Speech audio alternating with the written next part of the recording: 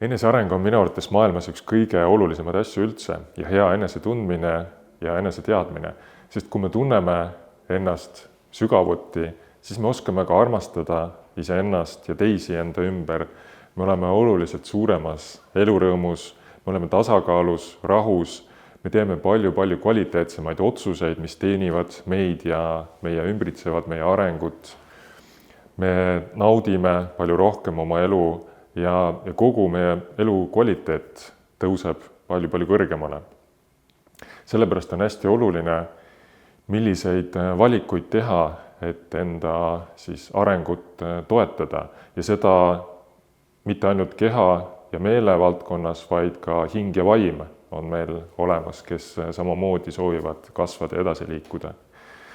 Ja kui valikuid vaadata, siis on meil väga populaarne on New Age teema, siis on meil religioossed kontseptsioonid ja siis on süsteemsemad lähenemised. Ma olen ise enesearengu teekonda käinud üle ligi 20 aastat ja kõik need valdkonnad läbi katsetanud. New Age'is on palju selliseid üksikuid ägedaid asju, aga väga palju ka sellised, mis võib-olla nii hästi ei teeni, aga seal puudub selline sügavus ja süsteemsus. Siis on religioonid, millel on oma sellised piirangud ja limiidid ja tihti saab seal nagu kuskil maal nagu see tee otsa, tuleb sein vastu. Ja siis on kolmas variant, mis on sellised süsteemsemad, sügavamad lähenemised väga pika ajalooga. Neid nimetatakse liinideks. On joogades erinevad liinid, kundaliini, tantra ja muud, on võitluskunstides, on liinid ja liiniga alati kaasneb ka liinihoidjad, keda austatakse, kes vastutab kogu selle struktuuri eest.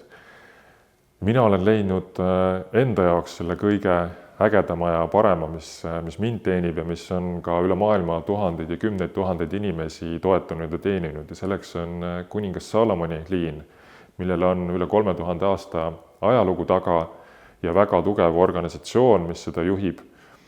Ja täna olen juba 8 aastat sellega töötanud ja see on minu jaoks olnud üks elu parimaid otsuseid.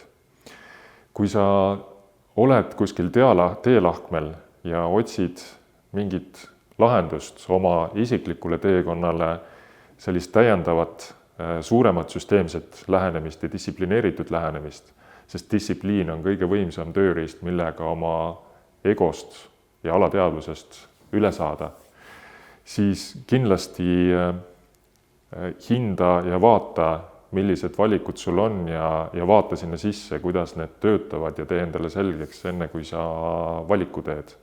Ja julgustan ka kogeda, sest vahel kogemus on see, mis näitab päriselt, kas see töötab sinu jaoks või mitte.